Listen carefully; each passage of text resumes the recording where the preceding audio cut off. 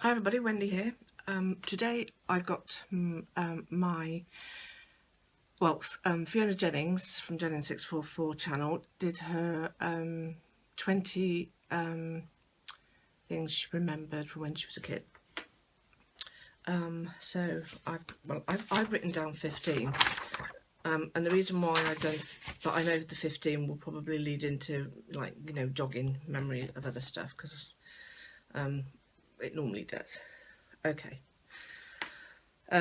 So first of all, what I'm going to do is, to start off with, is just sort of give you a little bit of a background of my childhood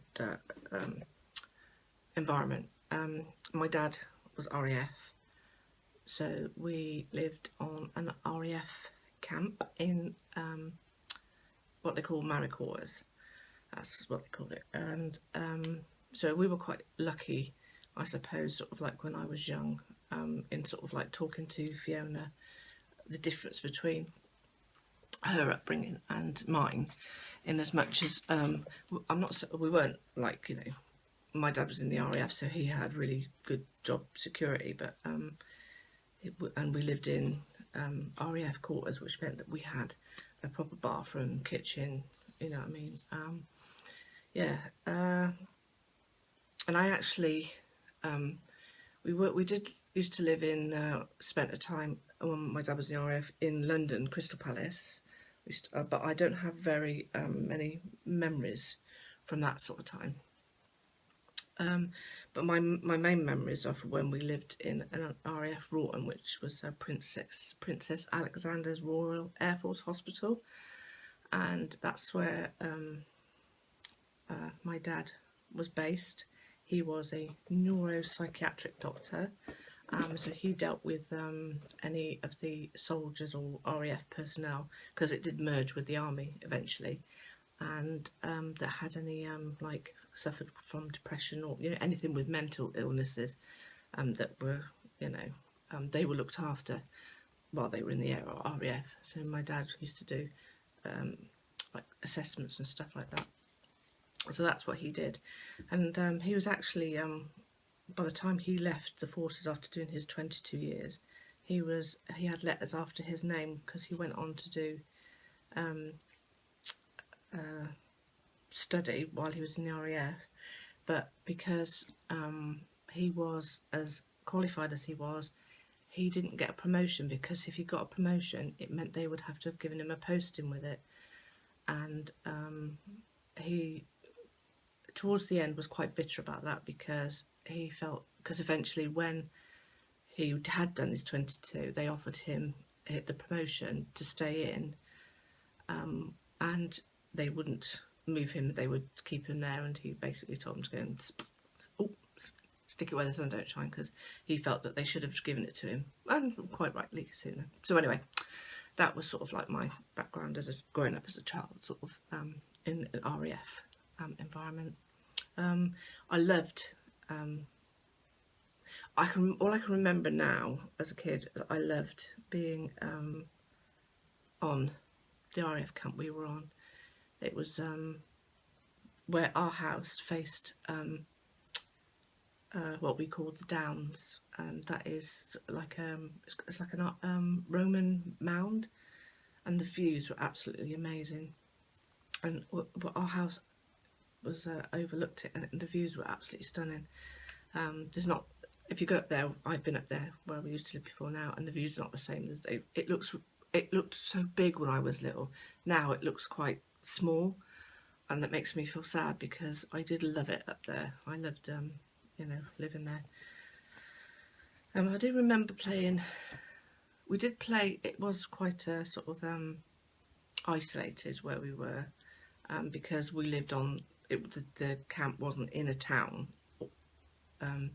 It was up on an airfield, where the hospital was. This is where the quarters were, and so it was quite isolated. We were separated from the, not intentionally, but from the children in the village. So we sort of tended to sort of stick with the kids that were also on the camp, and we used to play together on the camp. We used to put on plays, and played British Bulldog, which is basically running, trying to get from one side to the other, and they had people that would try and knock you over, something like that. So yeah, that's yeah, I remember it being a very sort of like close knit, but it also was very there was a lot of opportunity for the more popular people to not be so nice to me. So I was bullied a little bit up there. So yeah, and I always remember there was this girl. She was one of the popular girls, and she was going out with this guy who was a popular guy, and he was really, really good looking. He was gorgeous. He was drop dead gorgeous. She had long dark hair, you know, lovely, gorgeous girl. Had all the modern, typical, you know, popular girl. And I remember her knocking on my door one day to have a go at me because she said that because I fancied her boyfriend. Like he would even, you know I existed. And the fact that this stupid girl was knocking on my door to have a go at me because someone had told her that I liked her boyfriend. I mean, he was good looking, but he was as shallow as she was. Do you know what I mean? You know, without a shadow of a doubt. And for somebody to come knocking on someone's door because they happen to like their, you know, their boyfriend. Yeah. So now I get looking back at it, I think it's stupid. But I remember my number one, I put it down, was playing. We used to have cornfields right outside my house as well, and every year we knew like what our seasons were, so spring, summer, autumn, winter, and the cornfields would grow up. I mean, we're talking, there would be my house, a road, a patch of grass, and then these cornfields, and the huge combine harvesters used to come and you know, cut all the straw. Oh, man, I remember the fun that we used to have building houses and tunnels, you know, within this straw. And then after a while, another big tractor would come and suck the straw up and put it into bales. And then again, that would be something else we would play with. We'd stack the bales and make little houses, and oh yeah, we had such fun. And then we used to go down the second stage, or the third stage to that was that then we'd take all the bales and store them into great big, can't even think, barns, into great big barns. And then we used to go to these barns and we'd, like, you know, again, you know, sit there, we'd take some food, and then really we shouldn't have done because it was probably quite dangerous because how the bales were stacked, there was like lots of like, you know, small drops that you could get stuck in. So yeah, but we used to go and play, and then we used to really naughtily uncut the bales. Some of them make a sort of like a soft landing. We're talking these barn with the bales in really high, and we used to jump off of them and land in this straw, and then climb up again and jump off and land in the straw again. Yeah, that was brilliant. We used to have a lot of fun.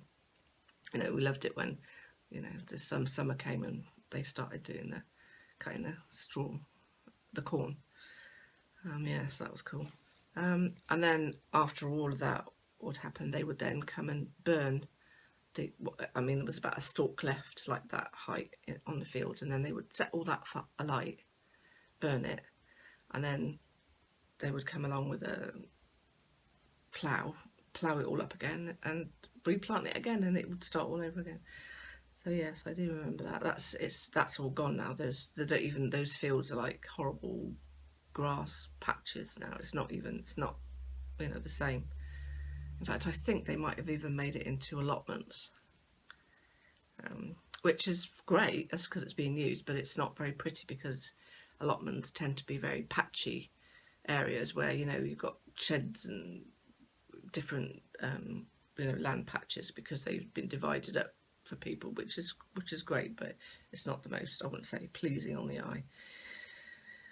So yeah, what was the next memory I have? Being living on an RAF camp, we were quite isolated, so we never never went to discos, or I never went to a disco. So I remember, and we had a really well-known nightclub that used to have kiddies night, and that was always on a Wednesday, and I wasn't allowed to go to it. It was in the town, and we lived on the top of a hill, if you like, on an RAF camp. So I wasn't allowed to go. So I remember asking my mum and dad if I could. It was my very, very, very first sleepover.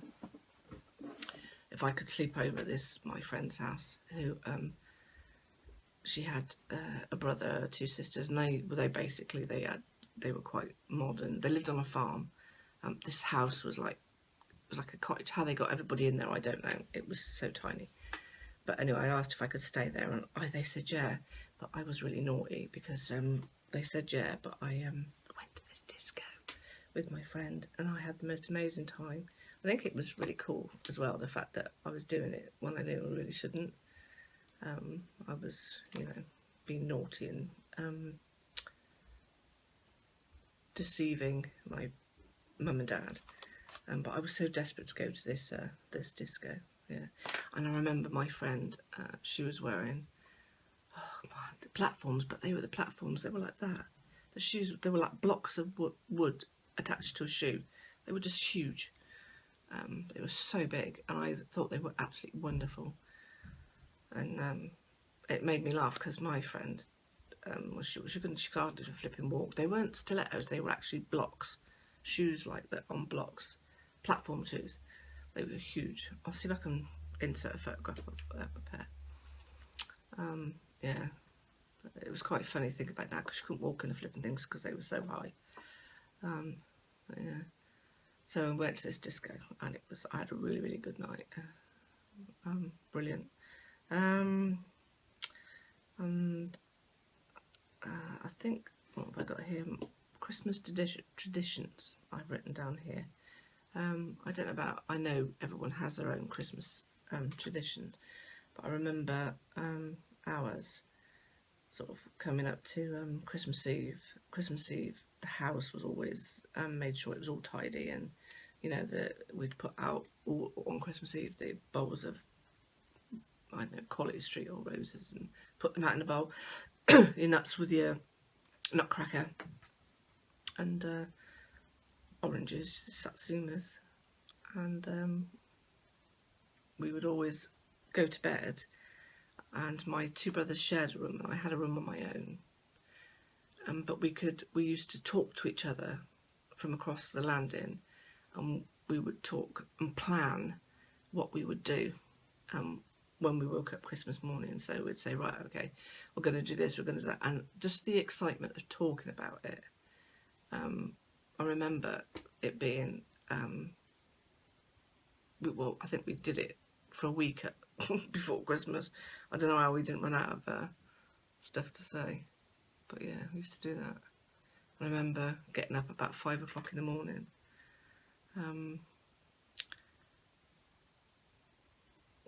Because I think one night my parents had only just gone to bed, and we woke up, and they had to sort of get up. Luckily, my youngest doesn't wake up that early. In fact, I think last Christmas we had to 9 o'clock. We were all up, and we had to go and wake him up because he was still in bed. So yeah, and then we always Christmas we always open up what would be the presents from Santa in the morning, and then in the afternoon we would open up the presents that were from each other, and that way the day lasted longer. It wasn't just sort of like, right, okay, open all these presents and that was it. It was over and done with. We'd have Christmas dinner, and then clear away, and then it'd all be, oh great, let's all more presents. Yeah, so we used to really do that. And I remember one year my mum and dad, they sort of changed it up a little bit, and decided every hour, I think it was, we were all given a present.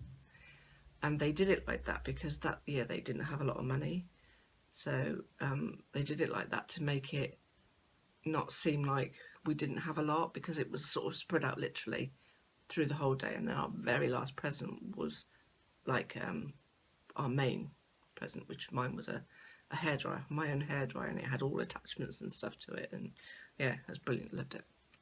It was orange, I remember. Yeah, so what else? Oh, right, okay. Now, where we lived, when I was younger, I liked pop stars, like, you know, Basic Rollers and David Essex. But I will tell you as well, I was also absolutely mad on the Royal Navy. Everything about it, I wanted to join the Royal Navy when I was old enough. I was absolutely mad about it. So I had posters of the Ark Royal was my favourite on the wall. And I used to play the record by Rod Stewart, We Are Sailing. Oh, I was absolutely mad about the Navy. I had all different cards and ships and stuff like that. I was so mad about it. And also, we had a Navy air base, or a Navy base, literally, you know, within shouting distance from our house. And they used to have a lot of these young Navy boys. Used to come, different ones every.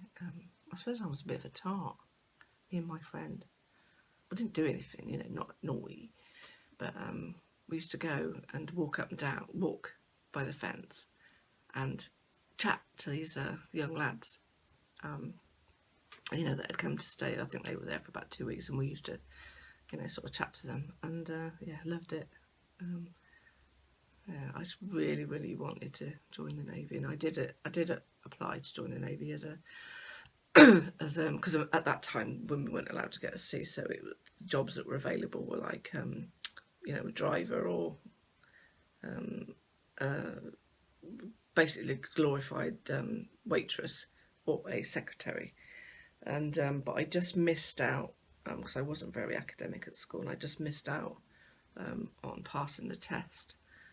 So I was very disappointed. So, what I should have done was reapplied, and I didn't because I was so deflated. Because I would have loved to have joined the Navy. So, but yeah, I didn't. So that was one of my, you know, wishes that didn't really come through, considering how mad I was on the Navy. So yeah, so funny. And I used to love, like, you know, a sailor. Hello, sailor. So, and on to that, I remember my very first proper kiss. Now, I'm talking my very first proper kiss. We're talking tongue, okay? Now, I was going out with this young lad, and this sailor boy, who was a lot more, obviously, let's just say, I can't even think how old I was. I must have been about 40. And because we lived on an RAF base, it was very isolated, so I was about 14. And, excuse me, I remember when we kissed or had a snog, I'm like this. This is me kissing him. You know, a bit lips clamped tight. That's how I kiss. And I remember him saying to me, "Oh, you know, kiss with your mouth open." So I was like, "What?" He said, "Jay," he said, "I'll teach you how to kiss with your mouth open." So anyway, oh, that was a wind. So anyway, he's trying to teach me how to kiss with my mouth open. And what if? And next thing I know, I got his tongue like down my throat. And I was like, you know, I didn't like that. So I told him, no, I'm not doing that again. So yeah, so I went back to kissing like that. So funny. Oh dear, oh dear. Yeah, so funny. I remember also, well, I say I remember, I can't really forget it. The start of me I was 17 when I'd had a lot of problems. It started before, but I had a lot of problems with walking and that when I was younger, and pain in my knees. I had had both my legs in plaster, from ankle to top of my thigh, 6 weeks on both. That's why sort of like it put the mockers on a little bit of me joining the Navy, because it meant I missed an awful lot of school. So I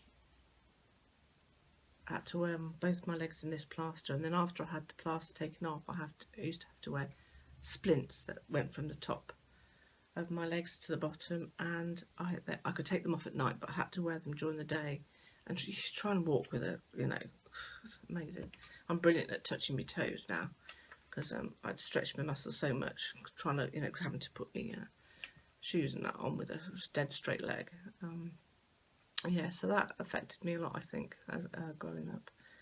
And you know, I had injections into my knees, and what it was, I had a condition called chondromalacia patella, which is actually quite common in teenagers, but it's I had an acute form of it, which meant that in the end, basically, I had both of my kneecaps removed, and because I was still growing, they didn't replace my kneecaps, because it would have meant, you know, obviously they would have to have replaced them every year because I had been growing, and these obviously wouldn't.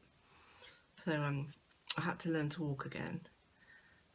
That was really difficult. I had electric shock treatment in my legs because I had, and still have now, a horrendous muscle waste, which is another part of the condition it causes, thigh muscle waste. So I've got no muscle at the top of my thighs at all. So to try and stimulate what muscles I did have, I have had electric like a part in my legs. I used to wrap my legs up in this thing and then, you know, send this electric pulse down my leg. So I remember that. It was a horrendous time. I was in hospital so much. In fact, I think I was in hospital 6 weeks on one leg and 5 weeks on the other leg in total. And then on my second leg, I would have been in hospital longer, but I just couldn't bend my leg. As they'd healed, it had healed like that, so I couldn't bend my leg. And again, that was very common as well. When having your kneecaps taken out, as it heals, you use a lot of, you know, getting a 90-degree bend. It just wasn't happening, or 45, whatever it is. Not 90, 45. So yeah, so I had to have manipulation under anaesthetic, and they basically broke all the, you know, scar tissue and whatever that had sort of healed to stop it from. So that was good. They did that. I think what else is on here? Oh, hot pants. Now, when I was younger, my mum bought me a pair of shocking hot pants. She also bought herself a pair of red shocking hot pants, and she had a yellow top with big bell sleeves, and she bought one for me as well. I loved my hot pants. Whenever fashion sort of came out, oh excuse me, I was always the last to get it. I was always the one that was, you know, by the time I got it, you know, the popular kids had already had it and was on to the next thing, because, you know, we couldn't afford to be buying designer stuff. So I sort of usually, if I got anything, it was either bought in the sales or, you know, I got it second hand or something. But yes, I remember these hot pants, and I loved them. I thought they were the best things at sliced bread. And they were bright red, and the top was lovely. It was straight sleeve there, and then a big bell dangly sleeve there. So yeah, I loved wearing them. I always remember as well, my mum was an absolutely amazing knitter. My mum could knit so fast, smoke would come off it, and she didn't have to look at what she was doing, and you know what I mean. She just like, and the next thing you know, you got a jumper or you know, something. And I remember her knitting me these, well, she knitted one for her and one for me, a smaller version. She obviously thought it was really cute at the time too, you know, there was just me and my two brothers, but she obviously thought it was really cute for me and her to have sort of, you know, wear something similar, which it was cute. A bit cringeworthy now, but at the time it was cute. Yeah, so she knitted me this Aran poncho, and it had a big like roll neck with you know, tie tassels and great big Aran patterns, and oh my god, this thing, and it was so heavy. And she had one and I had one, and I loved that as well. I always remember that. God knows where they've gone now. I don't even know where they are. Oh, croaky voice. Yeah, so I loved, my mum used to knit jumpers, she used to crochet. That's how she taught me how to knit and how to crochet. And sort of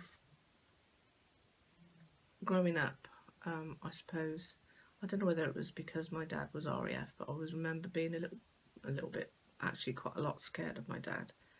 I'm not saying he didn't love me or anything like that, but I do remember there were times when I was scared of him. I still got into trouble. That doesn't stop me from getting into trouble. Oh God, I remember. And this is when we lived in Crystal Palace. I remember my mum used to collect miniatures.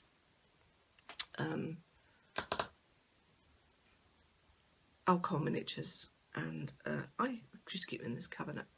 And one day she was busy doing laundry or something, and I got into this, opened this glass cabinet, and I sat there merrily away, drinking all these miniatures, throwing the ones I didn't like on the floor and drinking all the other ones that I did like, and end up, I think I must have been about four or five. I ended up having to be taken to hospital, bloody nearly with alcohol poisoning, because I drank so much, because I was so young, and I drank so much of this, yes, my mum's miniatures. So I got into trouble for that. What else did I get into trouble for? Oh, I remember, even as a, this is like quite vivid in my mind, at night time when we used to go to sleep, even now, I can't go to sleep with like no background noise. I normally either listen to like relaxing music or a story tape, and you know, I listen to it and it helps, because I struggle with because of the fibro, we're going to sleep.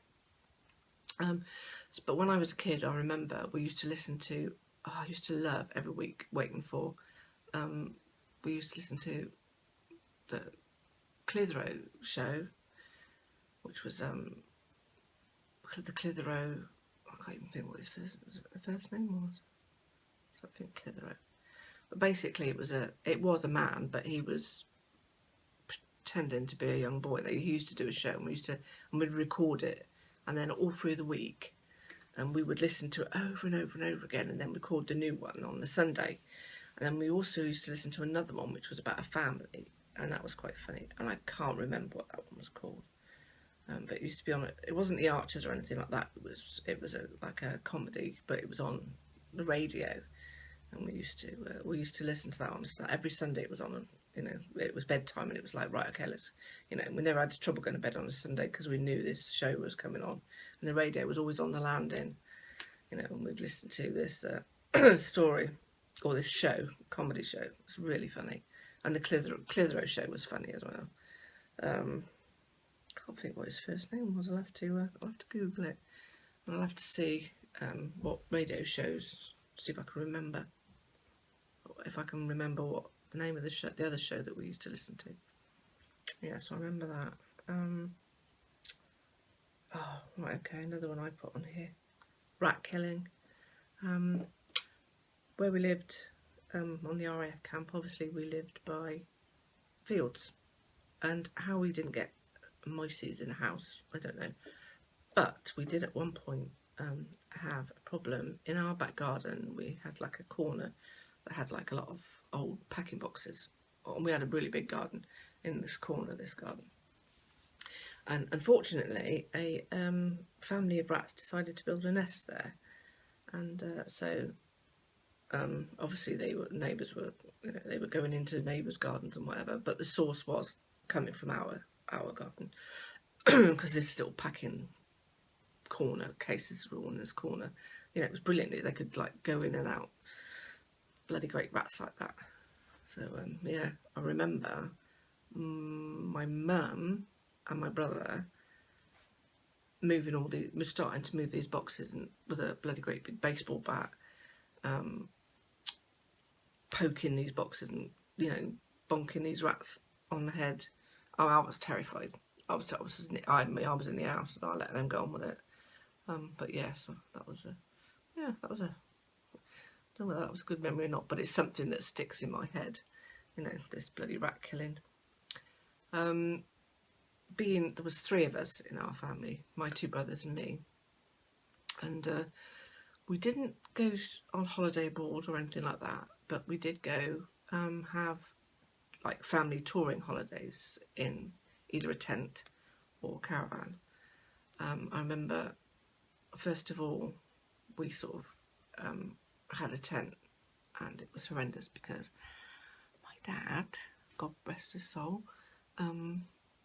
snored for the world.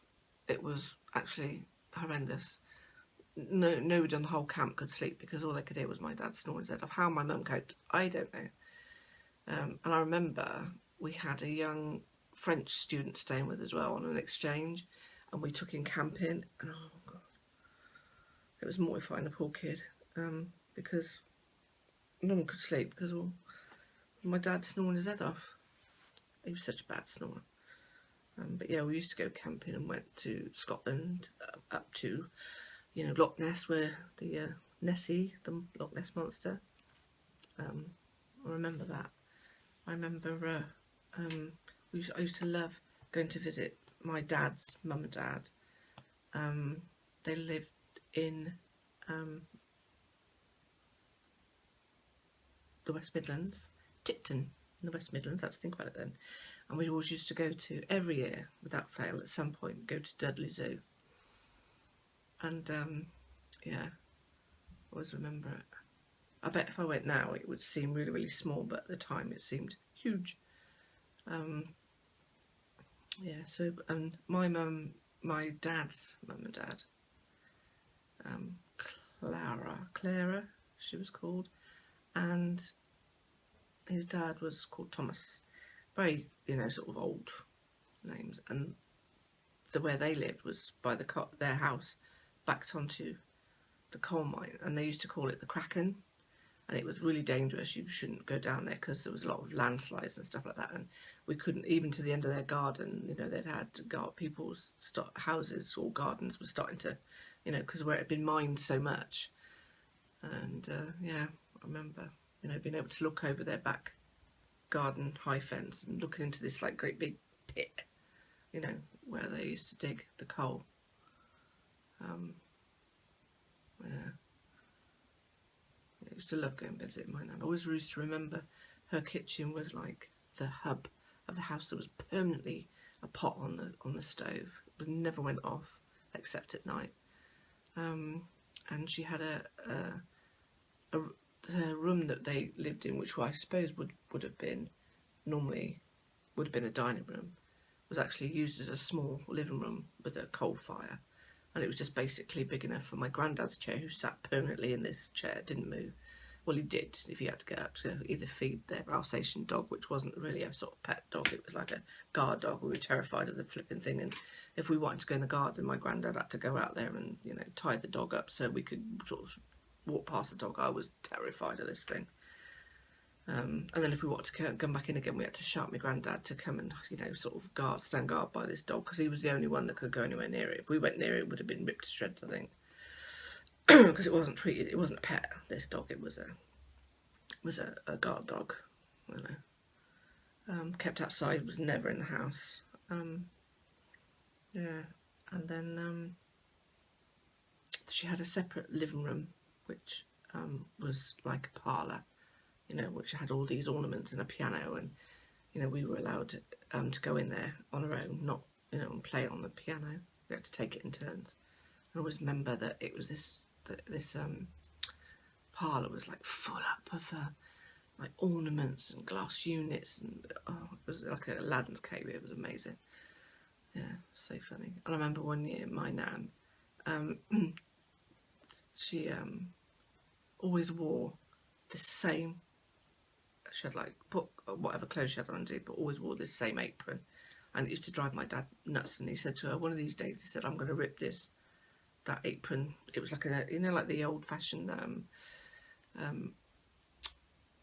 you know, crossover aprons that was almost like a dress, and but she wore it all the time, didn't wear anything else. Or she'd wear it over whatever clothes she wore. My dad said to her, one of these days, because I'm going to rip that off of you. And she'd sort of laughed when and he did. He just went and ripped this bloody apron off mine. Not in a violent way, but he was just, he was like, so she had to go and buy a new one. Didn't stop her from wearing one. So yeah, that was it. What else have I got? I can't think of anything else that I can. A lot of the things I've already said to when I've chatted to Fiona about, looking back and things we used to like. I remember a packet of crisps being 2p for a packet of crisps, which is chips for my American friends. Yeah, I used to remember spending you sort of think back now and think about the sweets you used to have when a kid, like having sherbet pips we used to have, or cola cubes, and we used to have cough candy, which I still think you can get today.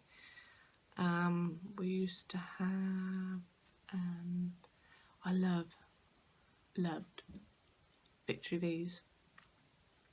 Yeah, I used to love them. Trying to think. Oh, sherbet, but really fine sherbet that you lick, stick your finger in, and just keep, and then you end up with an orange finger. Yeah, I remember that. And Spangles. Remember Spangles? They were like hard. And fruit polos. Trying to think of toffos. They were like little round toffee sweets, toffos, and then you used to get them in flavoured, different flavours of toffee.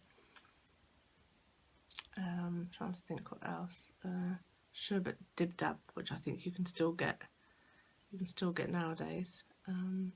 Yeah. Oh, so many sweets that I wish we could get now. So funny. Being on an RAF camp, we didn't have like a big supermarket. We had like a little, what we call a naffy, and it used to sell you basics. And but I remember we used to have this vegetable man or a van that used to come round. Red it was. Mr. McDonald, I think his name was. God, bless him. He's definitely with the angels. But he was a mobile greengrocer, and we used to buy a big sack of potatoes off of him. And when I was talking to Fiona, we used to have this sack of potatoes every which way. We used to have them jacket, we used to have them chipped, cubed, scalloped, mashed. Every which way you could have a potato. We used to have, and my mum used to make great big pots of stew, which she would add to over the week. And then another thing she used to make a lot of was paella. And we used to have this. Didn't cook it on a cooker, but it was like a great big electric pan, basically. You plugged it in and just cooked it, put the lid on it and just cooked it all in there, and then served it from there. I remember, I used to love that paella. God, I haven't had that for years. My mum's paella, I used to love it. Yummers. Okay, so I can't think of any really, if I've missed anything. I think I've really sort of mentioned, sort of like to give you an idea of, how it was. Well, it wasn't as, horrendous as Fiona's was. We didn't have to, bath in a tin tub. And she's a year older than me. Isn't that right, Fiona? You're a year older than me. So that's a standing joke. Anyway, so I'm going to nominate the next person to mention the next 20, or the next person I'm going to mention 20 things, all round about there, because I haven't done 20, but in the conversation. But around about sort of 20 things they remember from when they were a kid. And I'm going to nominate, I'm going to think about it, and then just at the end of this, I will put a screenshot of who I'm going to nominate. I'm going to have a think. think whether I do somebody from the US or somebody from the UK or somebody from a different country, like, I don't know, the Netherlands or somewhere where, you know, growing up as a kid might be sort of a bit different. So yes, I will think about that and I will put it down below. Anyway, I'm going to say goodbye for now and I will chat to you later. Bye.